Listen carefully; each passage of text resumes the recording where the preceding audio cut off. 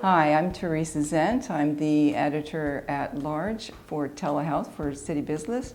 Today we're interviewing Jason Brooke, CEO of AsOptic.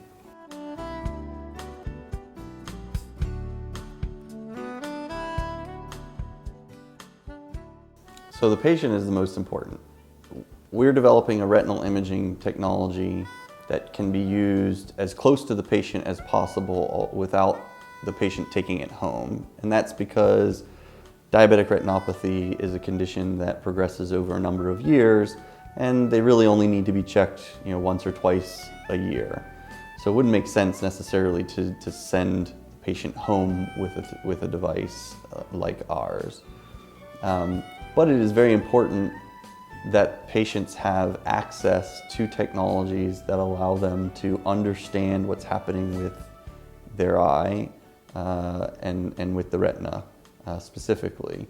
So we're developing a device, a retinal imaging device that's low cost, portable, easy to use, and can be deployed in primary care environments generally. So the long-term vision is that this is in our device is in every primary care doctor's office, endocrinology office, Minute Clinic, or Walgreens, as well. Not just in the where the nurse practitioner sits, but also in pharmacies, because quite frankly, a pharmacist should be able to use our device to capture information and describe to the patient how their eyes are, what their risk for blindness is. The benefit to the patient is knowledge and better care, because about 30% of diabetes patients have never had their eyes checked. They have no understanding of the risk of blindness associated with their diabetes. And so by positioning a technology as close to the patient as possible, i.e. wherever the patient touches the healthcare system in this first instance, they can have access to our device, which can give them access to information so that they can understand what their risk for visual impairment and blindness is. Our goal for deployment of our retinal imager is to integrate into the triage process of any primary care, endocrinology clinic, or the like. And so when a diabetes patient presents to their primary care physician, they are seen by a medical technician or medical assistant. They get their weight checked, they get their blood pressure checked, they get their eyes checked with our device.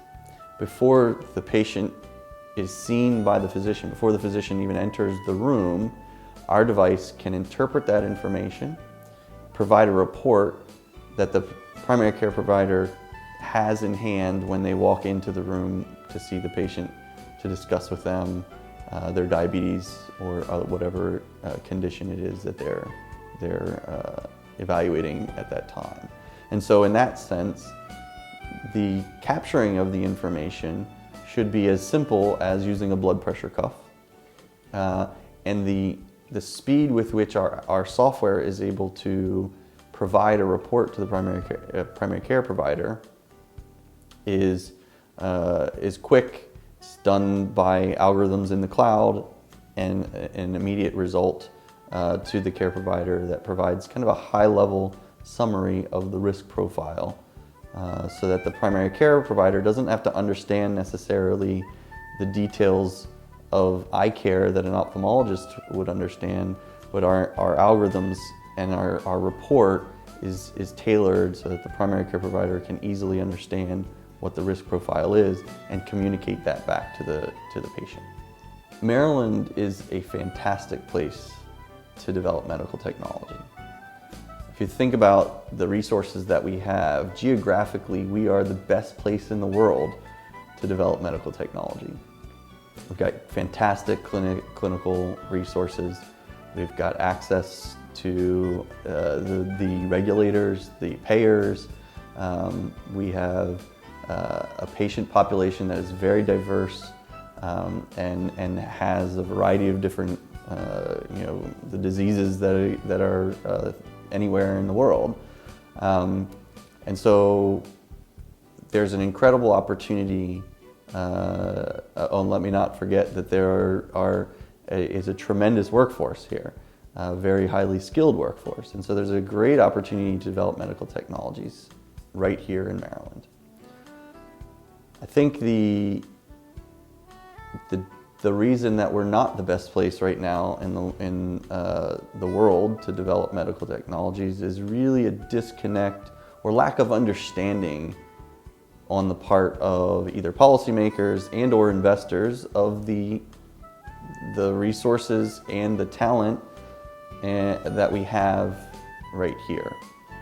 And so the burden, and something actually that I am quite passionate about, is overcoming the burden that exists today, or the barrier that exists today to preventing many folks from wanting to develop their medical devices right here in Baltimore and in Maryland.